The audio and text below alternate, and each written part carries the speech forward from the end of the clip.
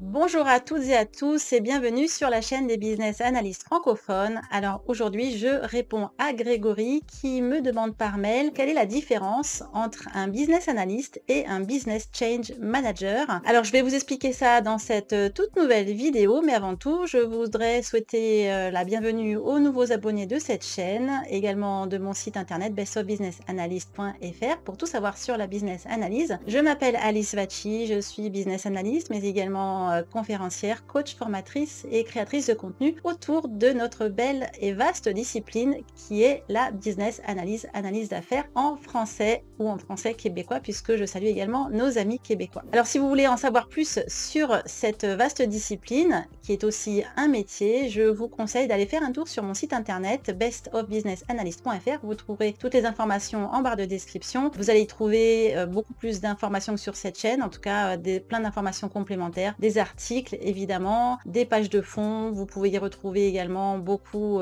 d'informations pour vous former, puisqu'il y a également des formations pour devenir business analyst, également du coaching que je propose pour vous aider soit dans un parcours de reconversion à le faire de la meilleure manière qui soit et à réussir votre parcours de reconversion. Également, si vous avez des problématiques en tant que business analyst, des problématiques métiers, je peux vous aider tout simplement à y faire face en vous donnant les bonnes astuces de quelqu'un comme moi qui est expérimenté en la matière. Voilà, donc allez faire un tour sur mon site internet. Vous pouvez également vous abonner à la newsletter pour recevoir gratuitement la newsletter des business analysts tous les 15 jours dans votre boîte mail et faire ainsi de la veille informationnelle, puisque c'est effectivement une discipline qui est non seulement très vaste mais également en constante évolution, donc il faut toujours se tenir au courant. Voilà, alors je vais commencer cette vidéo en remerciant déjà Grégory qui m'a envoyé sa question. N'hésitez pas à le faire vous également si vous avez des questions, vous souhaitez que j'y réponde par le biais d'une vidéo qui profite à tout le monde. N'hésitez pas, alice@bestofbusinessanalyst.fr. Là également, je vous mets mes coordonnées dans les informations de la chaîne ou sous cette vidéo. Ok, alors, je vais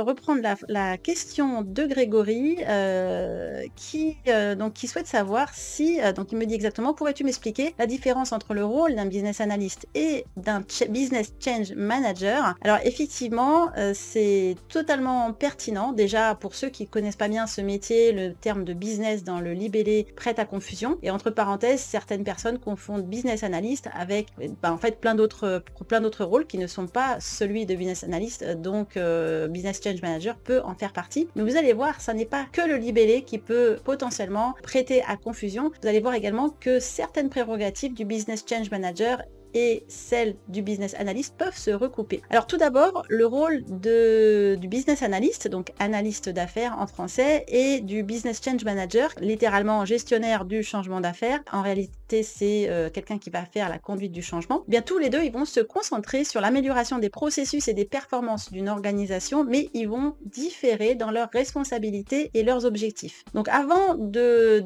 vous faire une petite synthèse en fait de ces différences entre business analyst et business change manager, je voudrais quand même faire un point sur ce qu'est la conduite du changement. Donc conduite du changement, pourquoi? Parce que dans business change manager, change management, c'est ça la conduite du changement. Déjà pour vous dire aussi le plan que je vais faire, vous savez, j'aime bien faire un petit plan. La première chose, c'est de comprendre ce que sont les objectifs de la conduite du changement. Ensuite, on va aller voir les objectifs de la business analyse, donc analyse d'affaires. Alors je vais pas aller dans le détail parce que j'ai fait de très nombreuses vidéos sur le sujet. C'est un petit peu l'objectif de cette chaîne, de mon site internet. Donc pour aller voir plus dans le détail, n'hésitez surtout pas à écumer un petit peu toutes les vidéos que je propose et également les nombreux sites, articles et pages de mon site internet qui décrivent en détail. Vous pouvez également télécharger le livre blanc sur mon site internet qui est gratuit, qui vous permet déjà d'avoir une première compréhension de ce qu'est la business analyse. Et puis si vous connaissez déjà cette première approche, eh bien n'hésitez pas, j'ai fait un livre également qui est l'un des 2 seuls livres qui existent sur la business analyse à ce jour.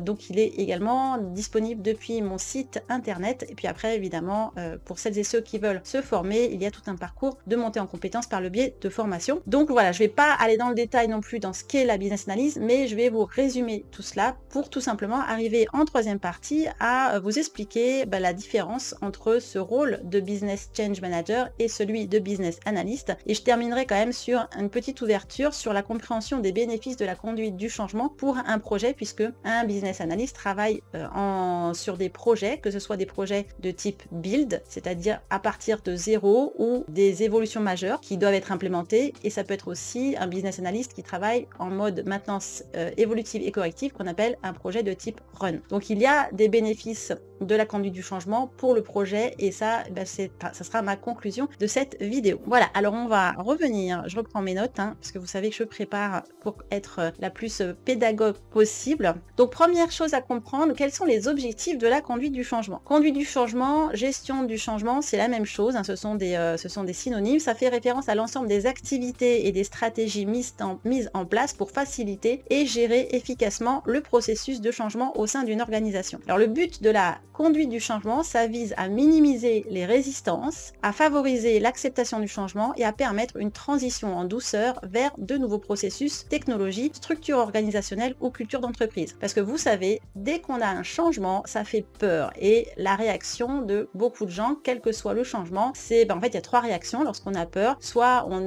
attaque, soit on fige sur place, soit prend la fuite. C'est une réaction, on va dire, de notre cerveau reptilien, le plus ancien de nos trois cerveaux, cortex préfrontal, cerveau limbique et cerveau reptilien. Et en fait, voilà, dès qu'il y a un changement, l'être humain, il est fait comme ça depuis des millions d'années, des milliers d'années. Il résiste dès qu'il y a un changement, parce que le changement, potentiellement, c'est un risque. Et à l'époque, des dinosaures et autres, pas des dinosaures, il n'y avait pas encore les êtres humains, mais c'était en tout cas un risque majeur potentiellement pour la survie. Donc en entreprise, c'est pareil, dès qu'il y a un changement, il y a potentiellement des résistances liées à la peur de ce que ça peut être, de ce que le futur et l'avenir en fait post-changement peut être. Donc la conduite du changement, c'est vraiment ça. Le but, c'est de minimiser les résistances et vraiment d'accompagner en douceur le changement pour qu'il soit le plus accepté possible. Donc en fait, quand on parle de conduite du changement, c'est pas juste de faire des formations utilisateurs, c'est bien plus large que ça. Il y a vraiment des formations en conduite du changement et donc ce rôle-là de business change manager qui existe. Et on a en général des étapes assez précises et assez récurrentes. Donc la première chose qu'on fait quand on fait de la conduite du changement, c'est d'analyser les impacts du changement. Ça veut dire qu'on va identifier les impacts prévus du changement sur les différents aspects de l'organisation, c'est-à-dire, quand on parle de différents aspects, les aspects processus, les rôles et les responsabilités, les systèmes, les politiques, la culture d'entreprise et les employés. Et donc tout ça, ça permet de comprendre les enjeux et les défis potentiels liés au changement. Un deuxième axe de travail quand on fait de la conduite du changement, c'est tout ce qui est communication et engagement. Une communication claire et fréquente est essentielle pour informer les parties prenantes de la raison, des raisons même du changement et de ses objectifs et des avantages attendus. Donc il est vraiment important de communiquer régulièrement avec les employés, les gestionnaires, donc les managers, les parties prenantes quelles qu'elles soient internes ou externes, pour répondre à leurs questions, écouter leurs préoccupations et obtenir leur soutien. Donc ça, c'est vrai que c'est quelque chose qui est fondamental et que on ne rencontre pas systématiquement. Il y a beaucoup d'entreprises qui ne sont pas formées pour faire de la conduite du changement, qui ont plein de projets, et puis après hop, elle lance le projet et elle se préoccupe pas de soutenir cette transition en douceur. La communication est faite au dernier moment, ce qui fait qu'on a quoi derrière? On a une forte résistance, même si en réalité la solution qu'on propose est bonne. Voilà. Donc communication et engagement, c'est un autre axe de la conduite du changement. Après, vous avez en axe de travail, en conduite du changement, ce qu'on appelle la gestion de la résistance au changement. Alors les résistances au changement sont courantes, je vous l'ai un petit peu expliqué en introduction. Ça peut donc provenir de plein de facteurs: la peur de l'inconnu, l'incertitude quant à l'impact sur les emplois ou les habitudes de travail, également la perception de pertes potentielles, réelles ou imaginées, que les collaborateurs pourraient avoir. Et donc la résistance, la gestion de la résistance implique d'identifier les sources de résistance, d'écouter les préoccupations des personnes concernées, de les impliquer activement dans le processus de changement, et puis évidemment de fournir un soutien approprié. Ensuite, vous avez en troisième axe de travail la formation et le développement des compétences que là, la plupart des gens connaissent et que nous, en tant que business analyst, on connaît bien, puisque on accompagne le changement souvent par le biais de formation utilisateur. Alors, lors de la mise en place de nouveaux processus, nouveaux systèmes d'information, technologies, il est souvent nécessaire de former les utilisateurs, ça peut être c'est souvent des employés, mais également ça peut être des utilisateurs, des clients en fait de votre site internet. Et là, vous allez avoir tout un ensemble de tutoriels, de foires aux questions, etc., pour vraiment les aider à monter en compétences sur le système d'information. Quoi qu'il en soit, lorsqu'on parle de conduite du changement et qu'on parle de la conduite du changement à l'intérieur d'une entreprise, on va vraiment accompagner les employés à acquérir de nouvelles compétences, les aider à s'adapter aux nouvelles méthodes de travail, que ce soit, alors là, si on parle de technologie, d'utiliser le nouveau logiciel, mais ça change en général pas que l'utilisation d'un logiciel, ça change plein de choses en termes de leur processus métier. Donc on va aussi les accompagner dans ça. On va évidemment faire tout ça, pourquoi? Dans le but de réduire l'incertitude et de faciliter l'adoption du changement en question. Et puis enfin, dernier axe de travail, quand on fait de la conduite du changement, il s'agit de la partie suivi et évaluation, puisqu'une fois qu'on a mis en œuvre le changement, eh bien, il est important de surveiller et d'évaluer ses résultats pour s'assurer qu'il atteint les objectifs prévus. Alors, dans conduite du changement, on appelle l'évolution du changement et des performances, elle est suivie sur une courbe qu'on appelle en V, c'est-à-dire dès qu'il y a le changement, donc imaginez un V ou un U, dès qu'il y a un changement, eh bien, le niveau de performance va chuter, puisque les collaborateurs, ils doivent s'approprier le nouveau logiciel, les nouvelles méthodes de travail. Et donc, ça va chuter jusqu'à après remonter, et puis à un moment donné, ça va dépasser en fait le niveau de performance qu'il y avait avant la mise en place du changement. Donc en fait, le but de la conduite du changement, c'est que cette courbe-là, elle soit la plus courte possible et la moins, entre guillemets, profonde possible. Voilà, donc que le changement, il se fasse en douceur et le plus rapidement possible. Donc évidemment, on va évaluer, on va piloter ce changement par le biais de différents informations qu'on va recueillir. Donc on va recueillir les données, on va mesurer les performances et puis on va aussi faciliter la rétroaction des employés qui vont, un feedback terrain en fait, des employés qui vont dire un petit peu ce qu'ils en pensent, comment ils travaillent avec ce changement mis en place et puis on va ajuster avec des mesures correctrices si nécessaire. Voilà, donc en résumé, la conduite du changement vise à faciliter la transition organisationnelle en minimisant les résistances, en communiquant de manière efficace, en gérant les préoccupations des parties prenantes, en formant les employés et en évaluant les résultats. Et donc, une gestion réussie du changement favorise quoi? Ça favorise l'adaptabilité, la flexibilité, la résilience de l'organisation face aux évolutions du marché et des environnements, qu'ils soient internes ou externes. Donc ça, c'est ce qu'est la conduite du changement. Alors, je vais vous faire en deuxième partie un petit résumé de ce qu'est la business analyse, donc l'analyse d'affaires, puisque je vous rappelle la question qui est l'objet de cette vidéo, c'est quelle est la différence entre business change manager et business analyst. Donc, business change manager, c'est le praticien en conduite du changement et le business analyst, c'est le praticien en analyse d'affaires. Donc, la business analyse d'affaires en français, c'est une discipline qui a pour objectif de recommander et de définir la meilleure solution possible en réponse à un besoin de changement exprimé par une organisation. Donc il y a un besoin qui est constaté ou anticipé, quel qu'il soit ce besoin, interne, externe. On sait qu'il y aura un changement et on sait qu'on va devoir s'y adapter. Eh bien, on sait aussi qu'on va devoir recommander, définir de manière très précise une solution, qu'elle soit de gouvernance, solution métier, une solution de système d'information, voire les trois en même temps. Donc, quand on est business analyst, la business analyst, elle va se concentrer sur l'identification des besoins métiers, la compréhension des systèmes organisationnels, la proposition de solutions pour améliorer les processus et les performances d'une organisation. Et donc, les professionnels de la business analyst, qu'on appelle des business analysts la plupart du temps, maintenant, vous regarderez dans d'autres de mes vidéos, il y a beaucoup de synonymes, synonymes partiels ou totaux, non plutôt partiels on va dire, assistant à la maîtrise d'ouvrage, le sigle AMOA, expert consultant fonctionnel, product owner, voilà, il y a pas, vous irez regarder, parce que je nomme un certain nombre de métiers qui sont en fait des spécialistes parfois à l'intérieur de cette grande famille qu'est la business analyse. Donc je vous laisserai regarder un petit peu tout ça. Donc tout simplement, pour résumer, les professionnels de la business analyse qu'on va donc nommer les business analysts, ils jouent vraiment un rôle clé dans la gestion des changements et dans la réussite des projets au sein des entreprises. Et quand on parle de business analyse, donc là aussi je vous invite à regarder notamment mon site internet avec toutes les pages de fond qui expliquent ce qu'est la business analyse, ou d'aller télécharger le livre blanc pour une courte introduction à l'analyse d'affaires. Et si vous voulez vraiment le détail des activités, des livrables, des techniques et méthodes, il vaut mieux en ce cas-là aller regardez le livre que je propose, que j'ai auto-édité, qui s'appelle Les fondements de la business analyse. Là, c'est la 3e édition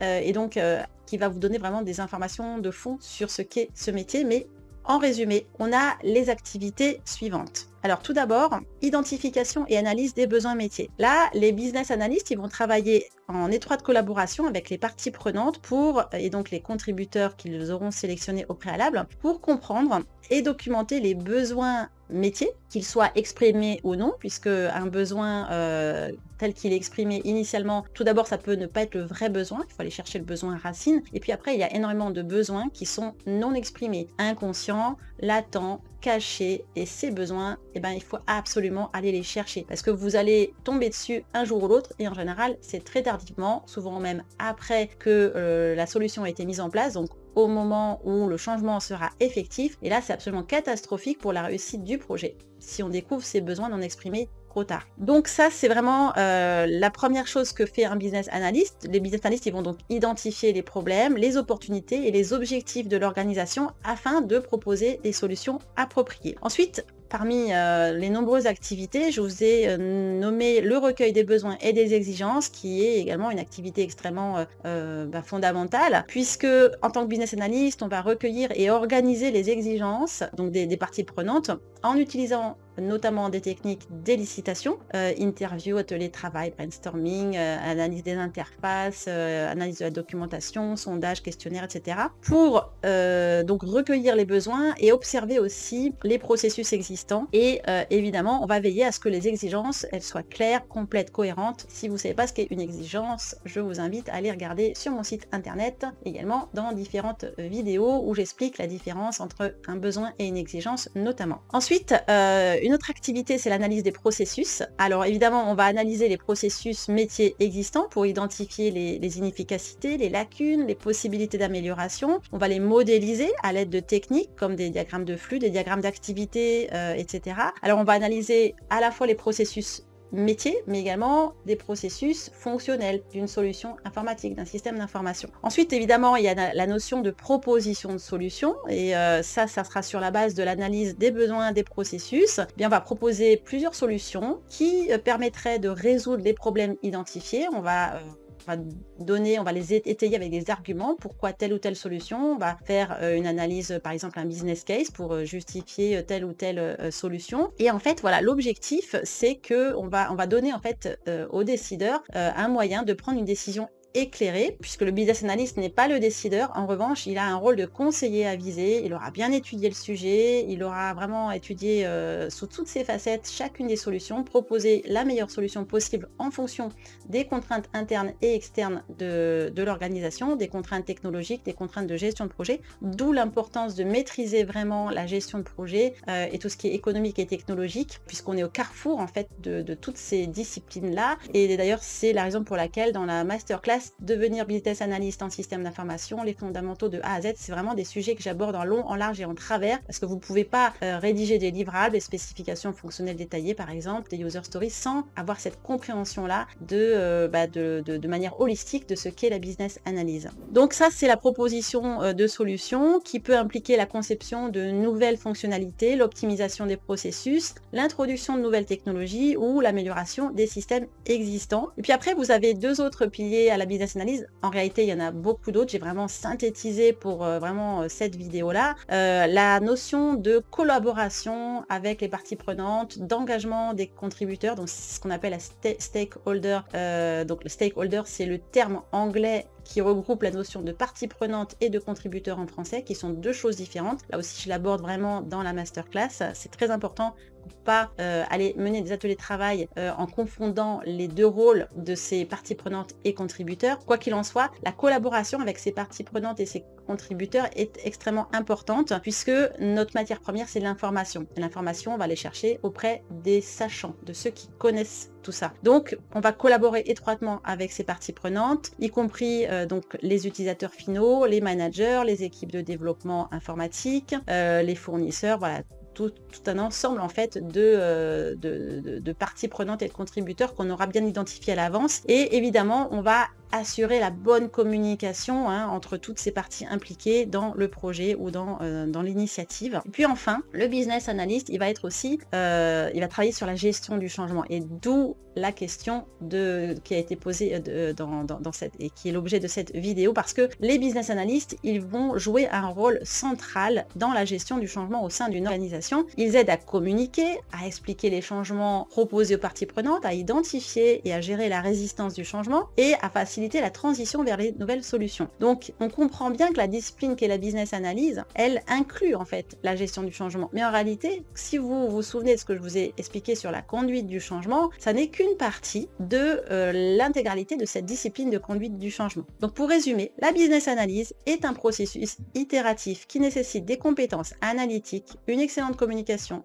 une capacité à comprendre les besoins des utilisateurs, une connaissance approfondie du domaine d'activité de l'organisation, et les business analysts utilisent des techniques et des outils comme modélisation de données, diagrammes de cas d'utilisation, etc., prototypes, etc., tout ça pour soutenir leur travail, et également ils accompagnent évidemment l'organisation dans sa transition vers le changement. Alors, en troisième partie, c'est quoi cette différence entre un business analyst et un business change manager? Donc là, on a compris ce qu'étaient les objectifs de la conduite du changement d'un côté et ceux de l'analyse d'affaires. Alors maintenant, le business analyst, il est donc chargé d'analyser les besoins processus métiers, d'identifier les problèmes, de proposer des solutions, de concevoir minutieusement la solution cible retenue, de vérifier également son adéquation aux besoins de l'organisation afin d'optimiser le taux de satisfaction des utilisateurs et des clients finaux, et puis évidemment d'aider à une meilleure acceptation du changement, et le BA est également un facilitateur entre les parties prenantes. De son côté, le Business Change Manager va se concentrer davantage sur la gestion du changement organisationnel et de la transition lors de la mise en œuvre de nouvelles initiatives. Donc là, il va plutôt être axé sur la planification du changement en identifiant les impacts sur les processus, les personnes, la culture de l'organisation. C'est vraiment lui qui va élaborer le plan de communication et de formation pour aider les employés à s'adapter au changement. Il va identifier et gérer les sources de résistance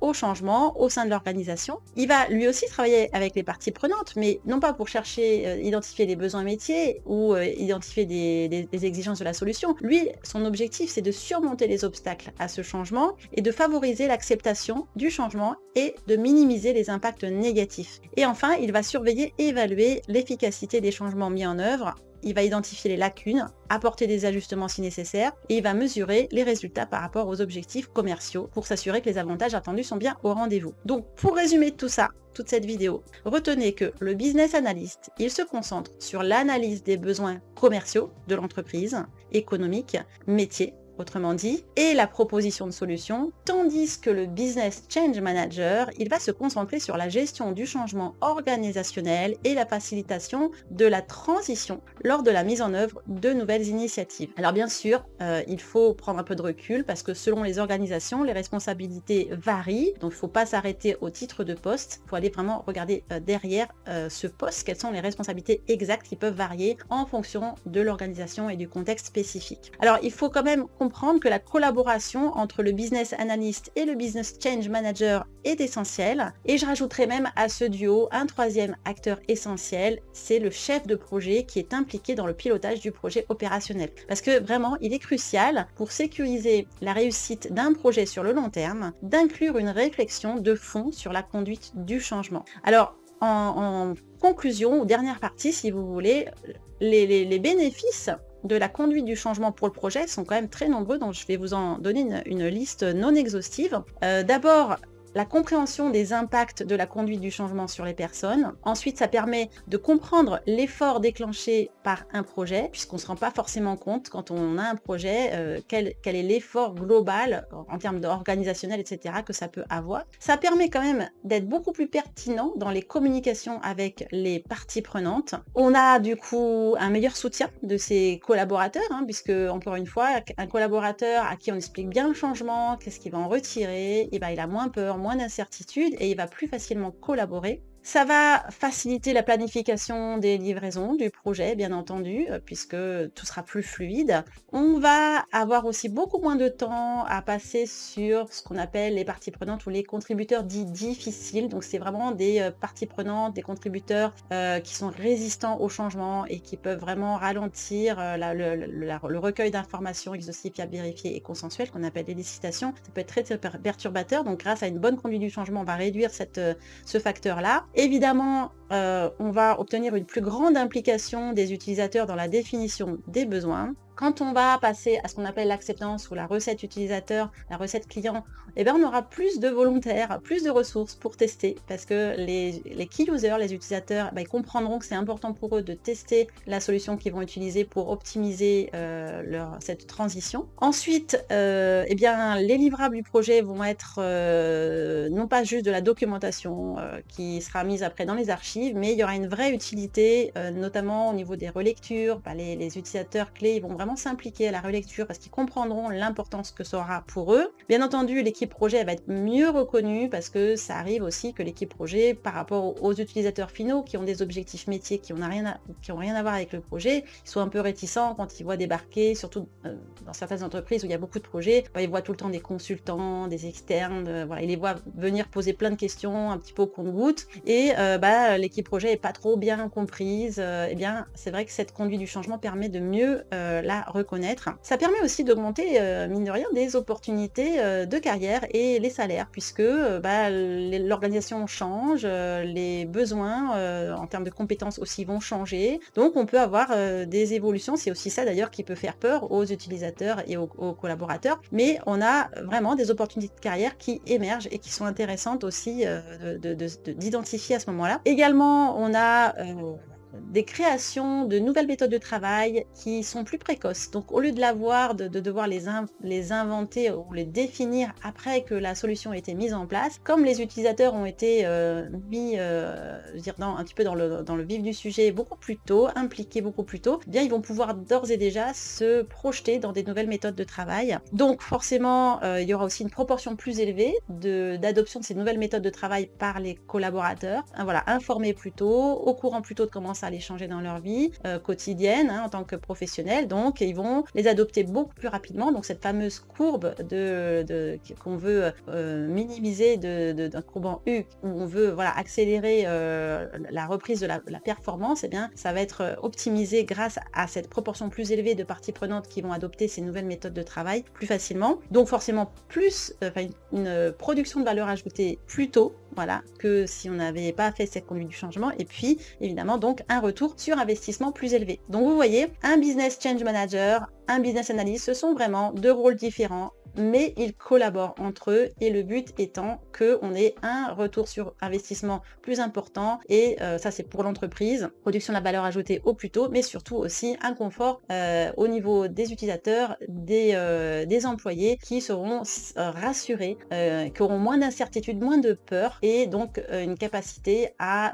travailler avec beaucoup plus de sérénité et également avoir des opportunités supplémentaires aussi de carrière et d'augmentation de salaire. Voilà, j'espère que j'ai répondu à Grégory, que celles et ceux qui se posaient la question, ils sont également satisfaits de ma réponse. Donc si cette vidéo vous a plu et que vous voulez soutenir mon travail, bien entendu, n'hésitez pas à liker cette vidéo, ça me permet de savoir quelles sont les thématiques aussi qui vous intéressent le plus. Et puis également, si vous voulez approfondir la business analyse, n'oubliez pas mon site internet bestofbusinessanalyst.fr. L'information est dans la barre de description et dans les infos de cette chaîne. Vous pouvez vous abonner à la newsletter pour faire de la veille informationnelle gratuitement dans votre boîte aux lettres. Et puis également télécharger de nombreuses ressources gratuites, des modèles de documents, un livre blanc. J'ai également donc ce livre sur la business analyse, les nombreuses formations, coaching que je propose. Voilà, je vous remercie pour votre attention et je vous dis à très bientôt sur Best of Business Analyst. Ciao tout le monde.